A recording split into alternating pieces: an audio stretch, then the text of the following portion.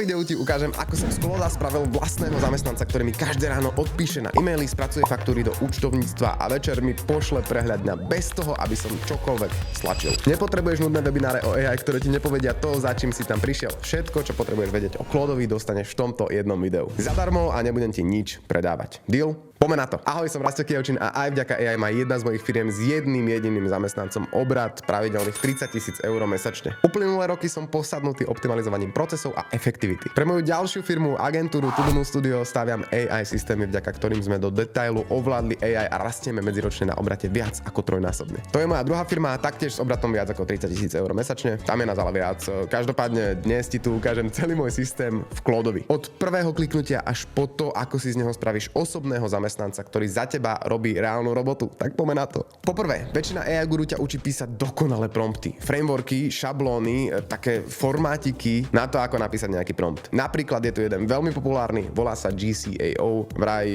musíš dať AI cieľ, kontext, akciu a formát výstupu pri každom tvojom prompte. Akože znie to logicky, ale skús sa nad tým zamyslieť, keď ideš za kamarátom a chceš radu. Tak povieš mu, cieľ mojej otázky je nasledovný. Alebo mu povieš, priateľu, keď mi budeš odpovedať, správaj sa prosím ťa ako Steve Jobs, dobre? Nie, povieš mu normálne, čo riešiš, čo si skúšal, kde sa zasekávaš a proste celý kontext tvojej situácie a kamarát sa ťa maximálne dopýta nejaké doplnkové otázky, ak si ho zarazil a prekvapil. A presne tak funguje aj Claude. Nepotrebuje nejaký blbý framework, potrebuje kontext, kto si, čo robíš, aký máš problém, čo si už skúšal. Ukážem ti to naživo. Pozri, otvorím Claude a jednoducho mu poviem, čo chcem. Normálne vlastnými slovami, nadiktujem to. Potrebujem, aby si mi každé ráno prešiel celú moju mailovú schránku, prečítaj každý neprečítaný e-mail. Ak je to reklama alebo notifikácia, označ to ako prečítané, nech mi to tú stránku nezahlcuje. Ak mi niekto píše a čaká na moju odpoveď, odpovedz mu v mojom mene, tak ako by som mu odpísal ja, ale podpíš sa vždy ako moja AI asistentka. No a ak ide o niečo dôležité, cenu, termín, nejaký záväzok, tak na to neodpovedaj. Daj mi to do ranného prehľadu, ktorý mi pošleš mailom a ak je tam niečo pre moju kolegyňu Martinu, označ to špeciálnym štítkom a pridaj ju do kopie, nech to vidí. To je celé. Žiadny framework. Žiadna špeciálna vetná syntax, ktorú si musíš zapamätať do nejakého promptu. Normálne som mu povedal, čo potrebujem. A on to urobí. Inak toto, čo som mu práve nadiktoval, tak to je prompt, vďaka ktorému si práve teraz vieš ty spraviť svojho prvého AI zamestnanca. Robota, ktorý ti bude každé ráno odpisovať na maily. Zastav video, skopíruj si ho, ak chceš. Celý ten prompt je inak aj v popise videa. Je tam proste prilepený, nemusíš sa nikam prihlasovať, len si ho odtiaľ skopíruješ, no a keď už tam budeš, hoď mi like a odber, ak ti toto video hneď prvým tipom prinieslo hodnotu. Je to skvelý spôsob, ako mi za tú hodnotu zaplatiť a nič ťa to nestojí. Ak si tam máš ten prompt, dostal som like a odber, je to win-win-win situácia, tak poďme ďalej. Lebo nasleduje asi ten najdôležitejší koncept, ktorý som sa o AI naučil. Naučil ma to môj kamarát Ivan Zaďko, Claude Mentor, a keď to pochopíš a začneš používať ty, reálne sa ti úplne zmení práca s AI, začneš ho používať oveľa lepšie ako 99% ľudí, ktorí ho používajú. Vedci to volajú zložito, že rozdelený mozog AI, ale je to sakramensky jednoduché, počúvaj. A dávaj pozor, lebo už nikdy sa nebudeš na AI pozerať tak, ako predtým. AI má dva oddelené systémy. Jeden je na to, aby niečo pochopil. Druhý na to, aby niečo vytvoril. A tieto dva systémy spolu nekomunikujú tak dobre, ako si myslíš. Ten AI mozog je taký rozdelený. Vyskúšaj si to. Spýtaj sa Clauda, čo robí dobrý nadpis dobrým nadpisom.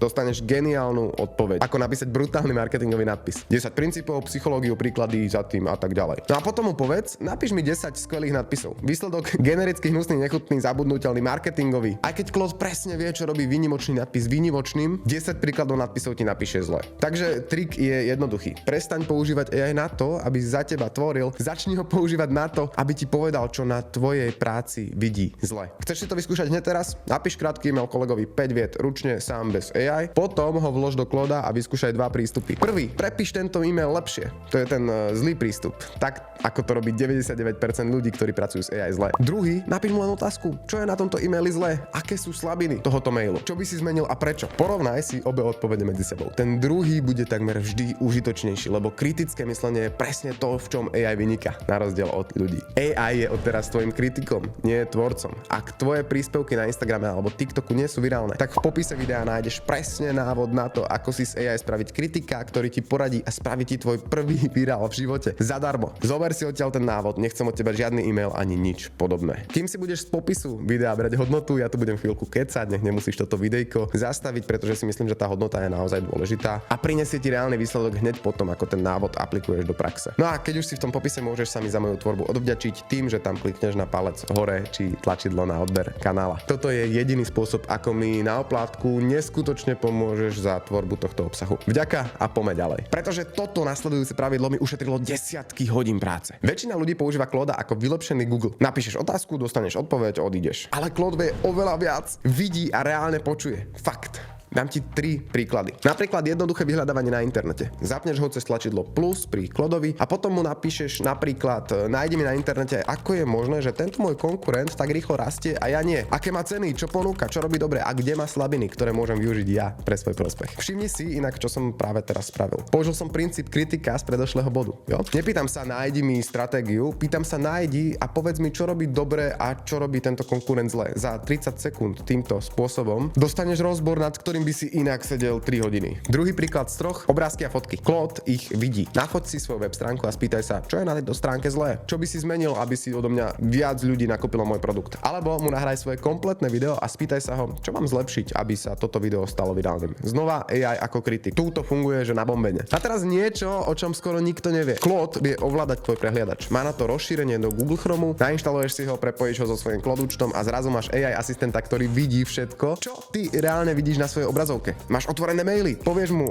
prejdi toto celé mailové vlákno a daj mi zhrnutie toho, čo je dôležité. Ak si na nejakej stránke a chceš tam vyplniť svoje údaje, napríklad keď rezervuješ letenky cez Ryanair a musíš sa preklikať tým nekonečným peklom políčok na vyplnenie, povieš mu, nech to spraví on a sám za teba naklika všetky kroky. Ja som mu raz povedal, prejdi si všetky moje správy v pracovnom čete na WhatsAppe a nájdi tie, na ktoré som neodpovedal. Odpoveď za mňa a ulož odpovede do tabuľky, nech vidím, čo som komu napísal. V momente, keď toto video vychádza na YouTube, ja som na mesačnej dovolenke v Peru a nikto z môjho týmu si to ani nevšimol. Pretože mám AI asistenta, ktorý rieši operatívu za mňa. A ver mi, ja mám tej operatíve v 2 firmách mraky. Čokoľvek, čo robíš v prehliadači, tak to vie Claude spraviť sám za teba. Tabulky, dokumenty, e-maily, projekty, proste mu to povedz a on to urobí. Inak, ak nemáš účet na Claudovi, vytvor si ho okamžite na claude.ai. Trvá to, že 2 minúty. A v bezplatnom pláne máš ich druhý najsilnejší model, ktorý ti stačí, volá sa Sonnet. Ja sám ho popravde používam 99% času, aj keď si platím ten účet na Claudovi za 200 € mesačne. V tvojom účte zadarmo máš aj to vyhľadávanie na internete, nahrávanie súborov a tzv. Artefakty, čo sú také mini aplikácie, ktoré ti Claude postaví z ničoho. Ak to ale myslíš vážne, prosím, daj si platený plán za 20 € mesačne. Keď investuješ, začneš to brať vážne. A zaručujem ti, že do 2 týždňov im budeš aj ty platiť 100 alebo 200 € mesačne. Pretože Claude ti postaví armádu zamestnancov, ktorým by si inak platil tisíce eur a tebe to ušetrí hodiny času. A vtedy sa veci zmenia. Claude ti môže napríklad každý deň odpisovať na e-maily, ako som ti ukázal na začiatku, ale ukážem ti ešte viac. Pretože toto je ten moment, kedy Claude prestane byť nástroj a začne byť tvoj reálny asistent. Asistent, ktorý ťa pozná do bodky. Poďme na ďalší 4. trik, ktorý si hneď nastav v Claudovi. Poď do nastavení, nájdeš tam políčko na osobné preferencie a čokoľvek tam napíšeš, Claude si to zapamätá v každej konverzácii. Ja tam mám 5 takýchto vecí. Kto som, meno, firma, čo robím, kto sú moji klienti, ako má so mnou Claude komunikovať priamo bez omáčok a tak ďalej. Potom tam mám nejaké svoje ciele, na čom práve pracujem. Claude potom vie navrhovať veci, ktoré vedú k tomuto môjmu cieľu. Chápeš?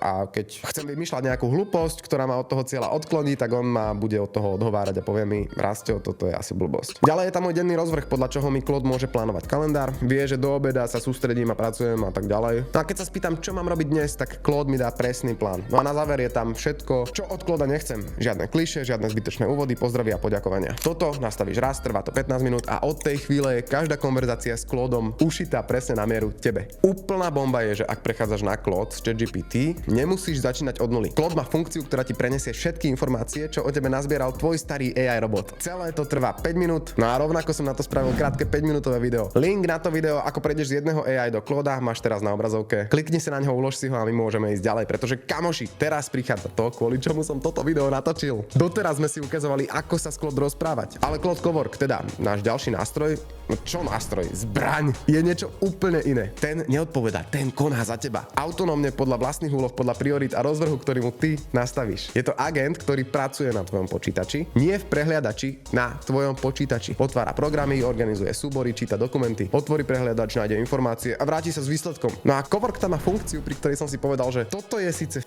sci-fi, ale je to presne ten moment, na ktorý som v práci za počítačom celý svoj život, celú svoju kariéru čakal. Sú to naplánované úlohy. Povieš Claudovi, čo má robiť a kedy a on to spraví automaticky každý deň za teba bez bez toho, aby si čokoľvek stlačil alebo ho šťuchal. Pamätáš ten e-mailový prompt zo začiatku videa? Ja mám presne takéhoto agenta. Každé ráno 7:48 mi prejde celú moju e-mailovú schránku, odpíše na bežné e-maily, označí veci pre mojich kolegov a klientov a napíše im odpovede. Vyčistí reklamy, notifikácie a pošle mi kompletný prehľad ako taký ranný briefing mojej káve. Každý večer 18:30 toto isté spraví znova. Keby každý používal tieto nástroje, boli by sme dvojnásobne, 10-násobne, 20-násobne produktívnejší. Chápeš? Je to, že úplne šialené, kamoši. Ďalšia vlastnosť Clauda z úplne iného vesmíru sú tzv. Skills, teda zručnosti. Ak niečo robíš viac ako dvakrát, nauč to robiť Clauda.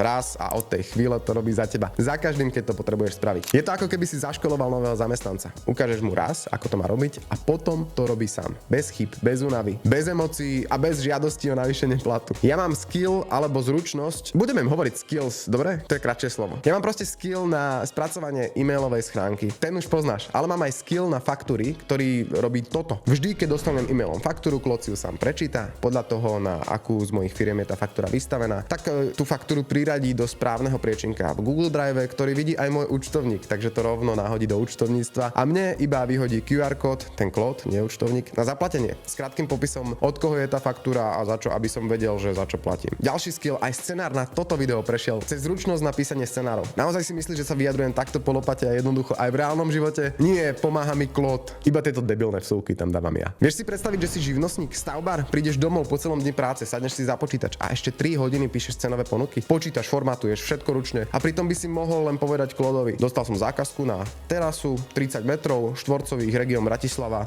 Na cento priprav ponuku a odošli to klientovi. Hotovo. Nemusíš robiť prácu, musíš ju riadiť. Buď režisér, nie herec. O tom je celá práca s AI. Posledný kúsok skladačky sú connectors, prepojenia. Prepoja tvojho Clauda s tvojimi nástrojmi. Mail, kalendár, Google Disk či pracovný chat. Potom už len napíšeš do Clauda, čo mám zajtra v kalendári, a on ti to vie povedať. Napíšeš: nájdi faktúru, ktorú som posielal pred 8 týždňami neviem akému klientovi, a on ju nájde za teba. V tvojom maili, v tvojom kalendári, proste kdekoľvek. Prepojenia alebo connectors tie ti nemusím vysvetľovať. Claude ťa nimi prevedie totiž sám. Keď mu napíšeš ten prompt na vytvorenie tvojho prvého zamestnanca, ktorý bude za teba odpovedať na e-maily. Keď toto všetko spojíš, zručnosti, naplánované úlohy, prepojenia s nástrojmi, prehliadač, to už nie je chatbot. Ako nejaký ChatGPT. To je celá infraštruktúra tvojej firmy. Tvoji noví zamestnanci.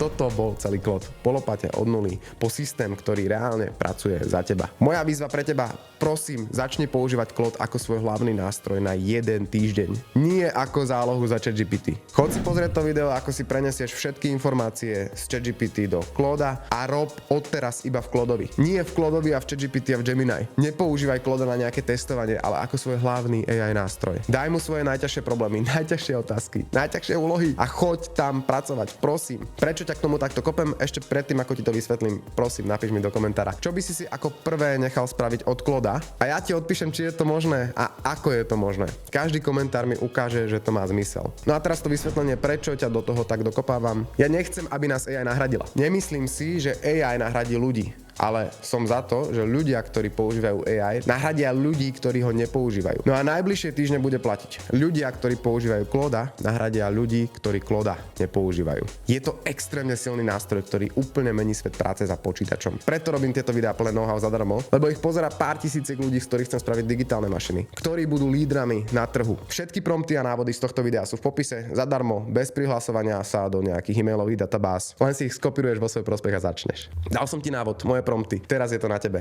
Poď na to. Vidíme sa pri ďalšom videu. Znova AI a marketing po lopate a bez bullshitu. Chcem z teba spraviť digitálnu mašinu, digitálca. Tak poďme na to.